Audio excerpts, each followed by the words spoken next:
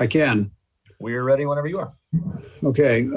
Don't have any of the injury things for you with the late check-in here, but I'm proud of the guys that obviously that push themselves through the nicks and bruises and sprains and everything else that we had. We were down to 3 wide receivers. Our secondary was, we were missing a couple guys there, and everybody pushed through and made it work. So very proud of that for our guys. Very proud of Sky Moore for the ability to catch the punt and then make the return that he did. Really put us in a great position. And then for Bucker, who's had this high ankle sprain that just bugged the heck out of him for a good part of this season. And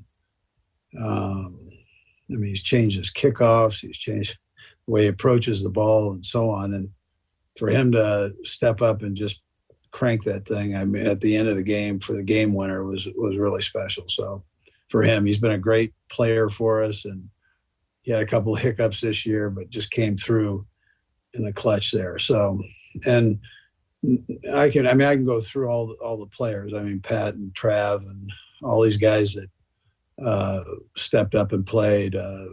Chris Jones and had a unbelievable game. Unbelievable game. And Frank Clark, his energy and the way he played was great. And each guy did his thing. That young secondary that we've been kind of just bringing along. David's done a nice job with that, bringing these guys along.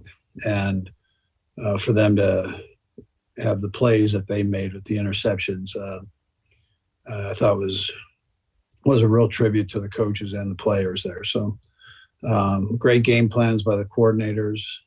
All 3 phases stepped up. So, and here we get to have the opportunity to play a great team in the Eagles in the Super Bowl, and it should be really something. That's should be a great venue, and 2 good football teams playing each other. You don't get to this point unless you're a good team. So proud of our guys, proud of the organization for the job that everybody did, and here we sit. So with that, time's yours. Go first to Herbie T.O.P. Go ahead, Herbie. Hey, Coach, good afternoon. I hope you had a good cheeseburger last night before you went to sleep. You bet, Herbie. 2 questions here for you. Understanding that he will have to go through the concussion protocol, but what is your concern level with L'Jarius Sneed's availability this weekend, hopefully for the Super Bowl? And I'll have a second one. Yeah, we'll see how he does here today. I see where he's at. I don't want to make any predictions either way, but listen, that kid has done a great job for us, and he was going to obviously cover number 1 most of the day, and as he's done the last few games, just the primary receiver. So, but if he can be back, he'll be back. If not, then he's not. Then we have to go a different direction. So. And the second question, Coach, you're a man who appreciates the history of the NFL and everything about it. But, this Super Bowl, you're going to have 2 starting black quarterbacks, obviously Mahomes and Jalen Hurts. What is the significance of that to you, especially since you've had Donovan McNabb as well? Yeah, well, listen, I think the biggest thing is they're really good. And I think that is a tribute to the kids. That's unique. It is unique.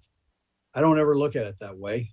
I look at, I don't really care what color you are. You're a good player, which at that position takes a tremendous amount of time and effort. I can really appreciate that. And I've never been one that really looked at the color part of it. Where I grew up, we had everybody. Everybody was a part of the equation, and that's someday I hope that's the way it all works. And you as we go on, you'll never have to be asked a question like this again. I understand why you're asking it, though, Herbie, absolutely. But it's a tribute to the kids, though. They're both of them are phenomenal players, and I'm happy for both of them. Let's go next to Adam Teicher. Go ahead, Adam. Hey, Andy, congratulations on last night, by the way. Yeah. You touched a little bit on this after the game last night, but we want to ask you a little more about your group of rookies. Did you feel like you got more out of that group than maybe you thought you would when the season started? And Brad, I'll have a second question as well. Yeah, I remember talking to the guys about Bill Walsh and when he had that group of rookies in the secondary, the Ronnie Lott group, and they were all rookies and they end up going to the Super Bowl. And I mean, it seems like a long time ago that I mentioned that to the guys and to our coaches at least. And I mean, here we sit. So obviously there was a concern, but there was an optimism there too that it can be done.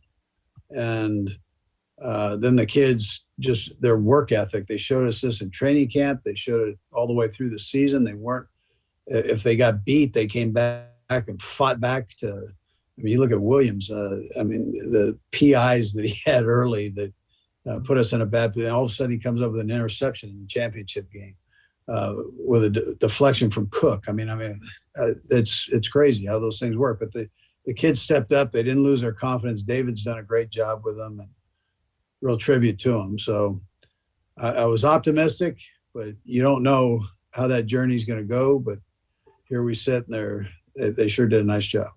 Yeah. Okay. I asked this next question, understanding you still have another game to go here, so don't misunderstand that part of it. But put into perspective, if you could, what you guys have achieved this year, given, you got a quarterback on a big contract now, and you traded Tyreek Hill, and there's all these rookies you've been playing, particularly on defense, like we talked about. Can you put in perspective what kind of achievement maybe this was? Yeah, so I would start with Brett Veach and the way that he and his guys have gone about putting this thing together for the coaches, giving the coaches an opportunity to coach good players. It includes everybody. I mean, it includes Mark, it includes Clark. I mean, they're all part of that, giving us the opportunity to do what Brett can do by bringing these guys in. So, but his process, the process that he goes through, you guys have gotten to know him now. I mean, the process that he goes through, he's relentless. He's committed. He's got a great eye for talent. He's fearless when it comes into trades and drafts and all those things. I mean, it's just, it's been fun for me to watch him grow. So. Let's go next to Aaron Ladd. Go ahead, Aaron. Hey, Coach, appreciate the time here. I know you kind of touched on this yesterday, but wanted to get you again on it. There was a lot of trash talk between both teams, but specifically to the Cincinnati mayor. I know you've been coaching for a long time. A lot of weird stuff gets said. Have you ever seen anything like that? And how motivating do you think that specific part, the mayor of Cincinnati, was to getting your team ready to go? Well, listen, everybody, they're excited. I mean, they were excited to have their team there. So everybody jumped in on it, and the mayor was part of it. And it's a tribute to him for being so excited to have this football team. But at the same time, you probably don't want that. I'm sure Zach probably didn't want that out there. And but listen, it happened. Our guys, obviously, Kelsey noticed it being from there. So he threw out a little rock on him, and that's what so obviously they heard it. Let's go next to Pete Sweeney. Go ahead, Pete. Hey, Coach, congratulations. You've done this a few times now in the past. I know that you like to really almost treat this week as the game plan week. Will that be the case again? And why do you feel like that strategy has worked for you in the past? Yeah, Pete. So we will. And I think it's important. I think before you get down to Arizona with the distractions and the different events that go on, you'd like to at least have the base part in where you've got a good foundation of the game plan. And if you have to tweak it here or there, you can do that. But you really, while it's relatively calm here and normal, then let's get it done. I mean, it's really that simple. Let's go next to Dave Skretta. Go ahead, Dave. Morning, or I guess afternoon. by this point, Andy. You're gonna be asked about Philadelphia 100 times probably in the next 2 weeks. I didn't realize that you'd actually won the last 6 matchups, 3 with Philadelphia and 3 with Kansas City, which is kind of odd. Do you like this, knowing that you can't pick who you're facing? Do you like the idea of playing Philadelphia, and does it make it harder or more difficult or more time consuming away from the field, knowing that you're going to be facing Philadelphia? Yeah, I think when you really cut to the chase on it, they're a really good football team. And so I think that's where the energy goes. Because really when it's kickoff, you're playing that team. I mean, it's the players that you're going against and the coaches. And so the uniform, it's not that's not where your mind's at. Your mind's at making sure you have a solid game plan and that you come out and you can perform. I mean, that's to the best of our ability. And that's I think where the major focus goes. And you try to, and it doesn't matter who you're playing. You try to blank out all the hype that goes with the game. It's pretty big game for everybody, you guys included. It's a big deal, man. I mean, it's the Super Bowl. So, but you try to blank that out and make sure that you're getting the game plan, what really matters together, you know. Let's go next to Sam McDowell. Go ahead, Sam. Hey, Andy, a couple things here real quick, but just having coached Jason and Travis, I mean, we get to see their personalities a little bit on the podcast, but what stands out to them maybe that's similar and maybe what's different about those guys? Yeah. So Travis is the little brother and I think Big Brother probably protected him so Travis could do some crazy things. And, you know, he probably talked him from jumping off a ladder into the raked up leaves once or twice, you know? So but listen, they're both at heart very competitive and compassionate. I think is the biggest thing. They care, and they care about people, and they care about their game, their trade, and their podcast. It looks like it's unbelievable. I mean, they've got a good mesh there and a good relationship between the two of them. I think Travis has grown up a lot. I think Jason came in probably more mature, big brother, and Travis was a little more immature, but has really grown and a good person, man. Thanks, Andy. And then wanted to ask you about Chris Jones' game last night as well. You touched on it briefly in your opening statement, but just what kind of impact did you see when you rewatched the game that he had on the game? Yeah, huge impact. He was relentless, and he did it against the run, and he did it against the pass, and just playing. I mean, he's done this all year. I mean, he's just played tremendous football all year. Let's go next to Sarin Petro. Go ahead, Sarin. And Brad, I'll have a follow-up.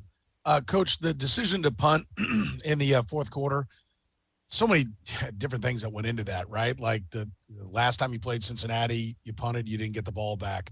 The receivers, I think at one time your 3 wideouts were Marcus Kemp, Jody Fortson, and Noah Gray, 2 tight ends slotted out. So you've got personnel issues. Like how much, and you've got to do it all in one play, right? In one shot clock. Sure. How many of those things are going through your head? How many of those things do you actually have a chance to kind of consume and go through when you make that decision to go ahead and punt the ball? Yeah, sure. I mean, you go through that. I mean, you have to. And then you go off your gut feeling. I mean, you're right at that area where, some would say go for it. Some would say kick it. I thought our defense was playing well enough where we surely could punt the ball and with probably minimal seconds or time on the clock, get the ball back. So, but we've been able to do some good things with limited time.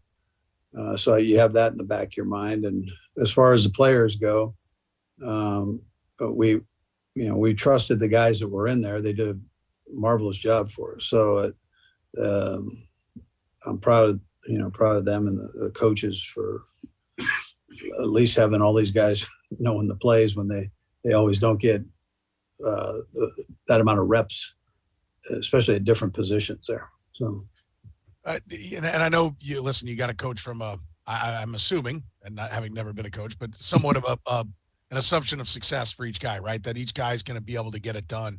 I asked this of Dave, when Sky Moore and when they were having the problems with the holds on the kicks. Is there ever a time that he's had to, go to you and say, hey, the guy can't do it, whether it's his kicker or his returner or something like that, or Woody, I guess was my question. And he said, yeah, that's my job to do it. And then he kind of reflected on his own and said, but I've never had to do it. Have you ever had a moment like, was there a time where you're like, whether it was Sky going back there and you mentioned he got it done, or any other situation where it's like, I don't know if Tommy can get this, you've just checked off in your mind the guy can't do it, or as a coach do you always have to assume they're going to get it done? No, that's a great question. There's a time and a place where you go through training camp and you watch the guys return these punts every day. You watch them before practice return these punts. And you go, man, this kid has a lot of talent. He just hasn't done it a lot. And then if there's failure mixed in with that, you hope you can take a step back to take 2 steps forward. And that's kind of where we were with Sky. We just felt like, listen, if he can just get back and maybe have some success doing other things as a receiver, that maybe we can come back to this. And his confidence level will be up, and we go. And so, that's what happened. And with this and with the injuries that took place, here he is, and a clutch time, and came up with a clutch play. I mean, that between that and Butker's kick, I mean, arguably 2 of the really redemption stories that you guys get into, and as coaches, we appreciate. So it was quite a deal to watch. We've got time for a couple more. We'll go Vahe and then Matt. Go ahead, Vahe.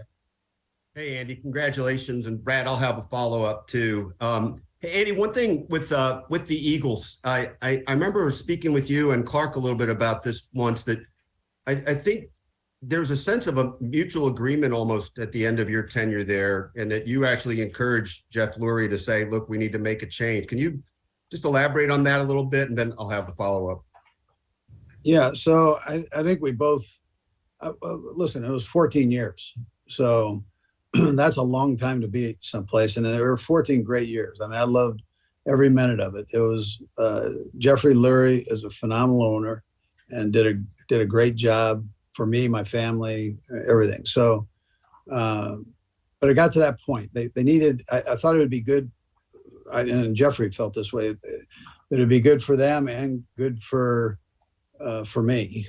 And I appreciated his feeling on that. And we left with a ton of respect for each other. I mean, I think he does a heck of a job. And Howie Roseman was also part of that. So he was involved. And I'm so happy for him. I don't think he gets near enough credit for what he's been able to do with that team. So, and replenishing. So I love Philadelphia, love the city. I've been blessed to be in 3 phenomenal places in the NFL, and I'm loving every minute in Kansas City. And the follow-up, Andy. So when you came here, you were going to bring, I think this is right, David Culley with you. So you already had a receivers coach, which meant a tough talk with Nick Sirianni. But Nick has always referred to that as something that was important to him. Can you just tell us about that a little bit, and how that went and what that was like for you? When I came here, I was told Nick Sirianni is this guy is really a special coach, really, really a good football coach. Ted Cruz was his biggest fan at that time, and just said, this guy is really, really good. And but I had David. David was my assistant head coach, and he'd been with me for 14 years, and so he was coming with me. And I had to make that determination to keep Nick or not. And I knew he, being as good as he was, the reputation he had, I knew he was going to get something. And so it's worked out great for him. We'll go last to Matt McMullen. Go ahead, Matt. Hey, Coach. You touched on this a bit late last night, but I'm just curious what you thought of the crowd yesterday and how they helped you guys get the victory. Yeah, I'll tell you what, Matt, they were unbelievable. That crowd was loud. You could feel the energy. And then listen, for them to stick around afterwards, nobody left. It was crazy how many people were there. I mean, I just kind of took it in for a second, just looking around, and I mean, it was a packed house, and we love playing here. We appreciated the support. They do matter. I know other people use the 12th man thing, but when they crank it up, man, it's tough on these quarterbacks and the offensive line with the procedure penalty and so on. So it's again, it's a great tribute to our fans. The Sea of Red is something special. Coach, we appreciate the time. Thanks for joining us. Okay, thanks, guys. Appreciate it.